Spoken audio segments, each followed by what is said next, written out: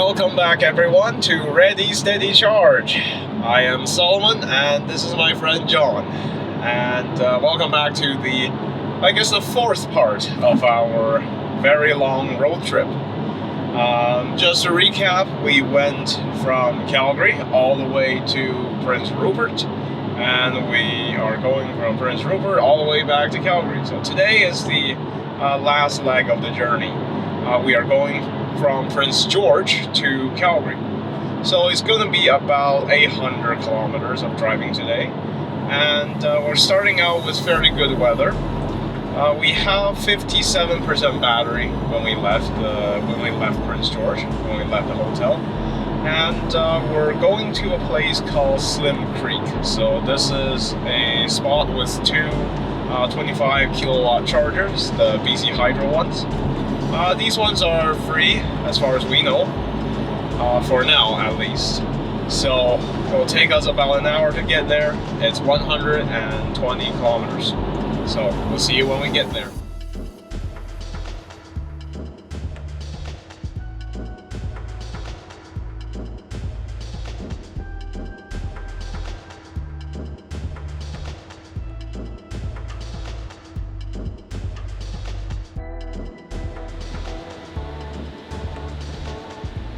Welcome to Slim Creek. We have arrived with about 21% battery, and we're going to charge here for about an hour to get us to around 60% battery, and this will be enough to get us to our next planned stop, which is Mt.Robson, where they have more of these 25 kilowatt chargers.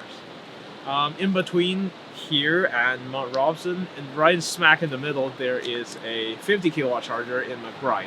So just in case our consumption is too high, we can stop there and charge for a bit before we go for Mt.Robson. The consumption for this trip is 5.5 kilometers per kilowatt hours right now. It's a little bit higher than before, just because we have some uphill segments, which is okay. And if we stay at this consumption, we should get to Mt.Robson just fine. But we do have a backup in the middle. So the other thing I want to tell you guys is phone signal is going to be very spotty from this point on. I remember when we came and we arrived at Mt.Robson, from there until here, there's pretty much no phone signal. So if you have to call anyone, if you have to go on the internet, you should do that before you arrive in this basically phone signal free zone. And if you run out of juice in the middle here, it's going to be really hard to get help. So really make sure you have enough. Okay, so like I said, we're going to be here for about an hour, and then we'll keep going to Mt.Robson.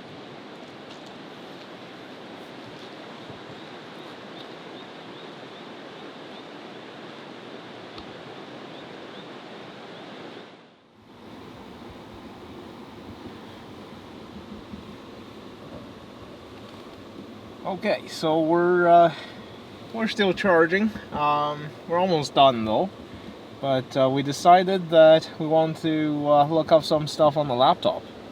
And then what we found is the laptop's almost out of battery, and this is our solution. So we have the inverter, and those of you who've seen our powering gaming PC with an inverter, that video will show you how this setup works exactly. But basically, you would have the inverter plugged into the 12-volt outlet, and then that will power all the power outlets on it. One of which is a 120-volt household plug. This particular laptop takes at least 60 watts to charge, and that's not going to be able to be provided by any of these USB ports, which means you're going to need something like an inverter, which converts the DC current coming out of your 12-volt battery and converts it to 120-volt AC, which is what all household items use. So in this way, you can power household items, especially charging things like a laptop, while you're in your vehicle. So the 12-volt outlet inside the Kona EV has a maximum power of 180 watts, and this is only 60 watts, so it's way under the limit.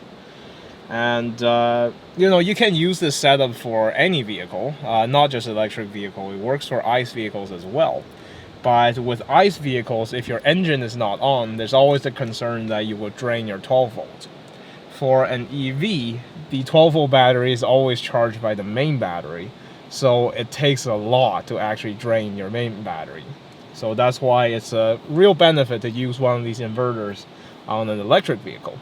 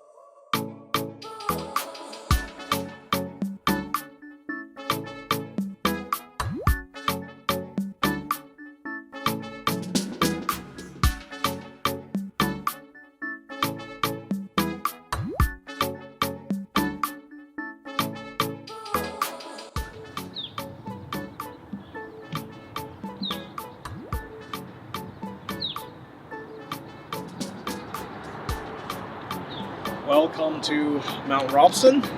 We have the visitor center over here, and we're charging here on one of the 25 kilowatt chargers. So we arrived here with 15% battery, and then our consumption is, I think, 5.8. So it's pretty good. We're right on track. So because we arrived with very low state of charge, we're going to have to charge here for a long time. Because from this point on, until we get to Canmore, we're not going to have any more level 3 chargers. And the more we charge here, the less we have to charge at each of the level 2 chargers. So why are we planning on charging here for such a long time? Well, because there are things to do around here. It's around lunchtime, it's 11:30, and we're going to have some lunch, and then we're going to go for a long hike. So there's a fairly long trail there where it will take us about 2.5 hours to finish charging. So that's perfect for having lunch and then going for a long hike. And this is kind of what we want to do with charging our EV, which is save all the long charging sessions for places where we have something to do, and save the shorter charging sessions for places where we don't have much to do. So that's what we're going to do now, and we're going to let you know when we leave.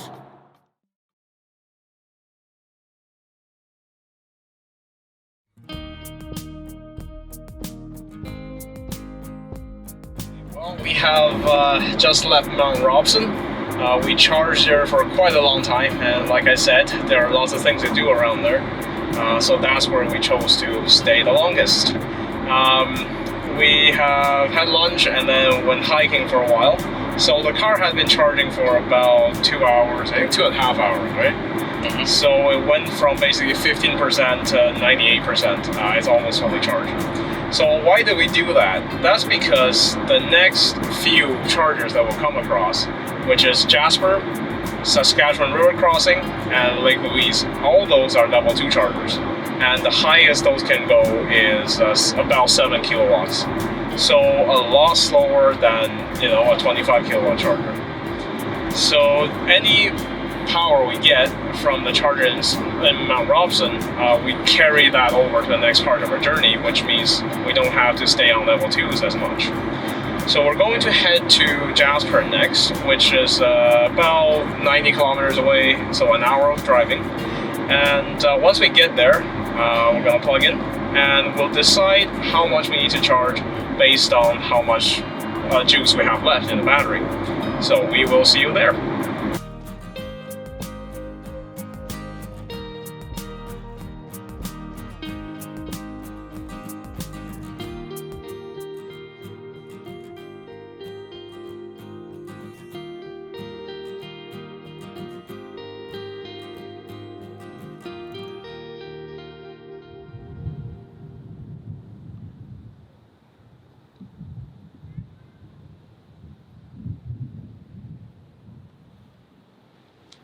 Welcome to Jasper, more precisely the Fairmont Resort in Jasper. So we're here, plugged in and charging on a level 2 charger. And originally we were planning on charging at the train station. However, unfortunately there was a train blocking the way and it's not moving. We don't know how long it's going to be there. We didn't want to waste time, so we came to the next closest level 2 charger, which is here at Fairmont. I will note that there's a couple of level 2 chargers in Fairmont. This is just the most convenient one for us. So the charging speed is not too high. It's 6.2, but that's okay. It's quite common for level 2s. And we arrived with more battery than we thought. So we thought we would come here with about 75%, but it's actually about 78%. So that's great. The consumption is close to 6.0 kilometers per kilowatt hour, which is also fairly good consumption. But considering how good the temperature is and how good the weather is, a good consumption should be expected. And the reason why we came to the Fairmont here, and just Jasper in general, is because we wanted some hot water. We got some cup noodles, and unfortunately we don't have any means of making hot water ourselves. So at the main lounge, the bartender was very nice and nice enough to give us some hot water. So we're making some cup noodle right now. We're using the microphone box to just hold these down, and very nice, very nice.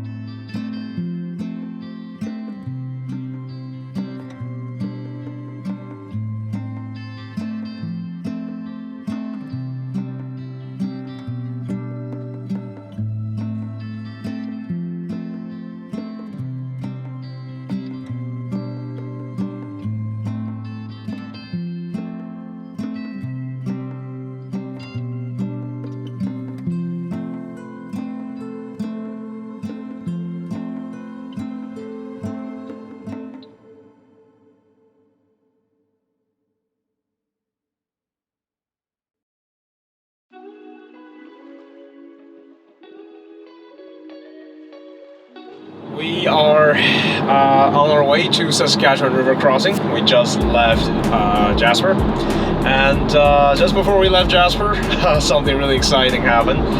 We saw a grizzly bear mom with cubs, and John here actually took some videos and photos of the bear. It's very exciting stuff. So we are going to be going to Saskatchewan River crossing, and that's about 150 kilometers away. Takes about 1 hour and 45 minutes. So we're gonna get there, and all we have to do is basically plug in for a little bit, check out the amenities, and then we can leave, so we don't have to be there for very long.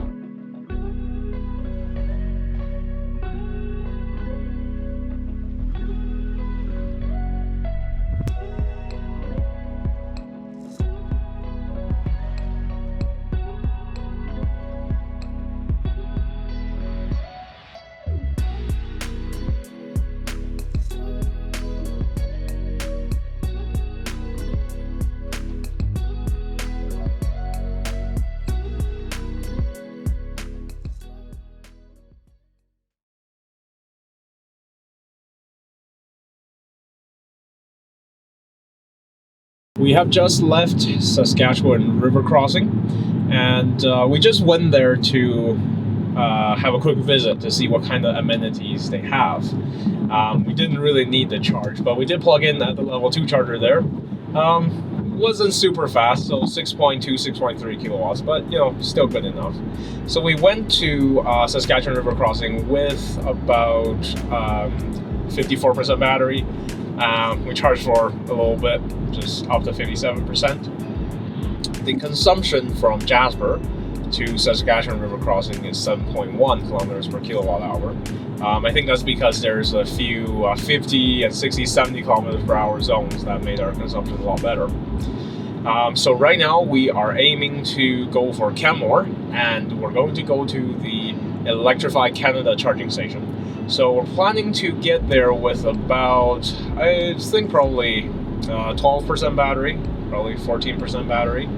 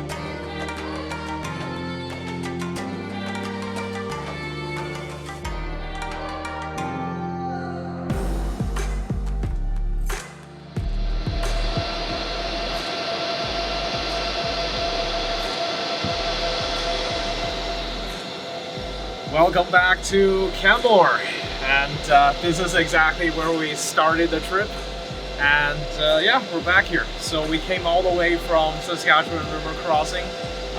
We skipped Lake Louise because we didn't need any charging there.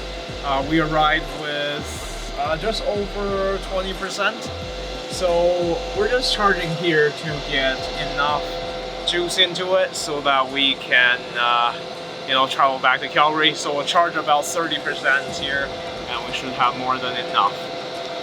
So consumption from Saskatchewan river crossing to here is very good. It's 7.1. So you know, that's very high. That's very good consumption, because reason is, well, we're going all the way downhill. So today's trip was a very long trip, and you know, we're gonna take another hour before we get to Calgary, which is our final stop. But we're gonna end the video right here, because it should be pretty straightforward going between here to Calgary. So just before we leave, I want to let you know we are going to release another video summarizing the things that we learned and thought about on this trip, and make sure you're subscribed for that. So I am Solomon, thank you so much for watching our video, and we'll see you on the next one.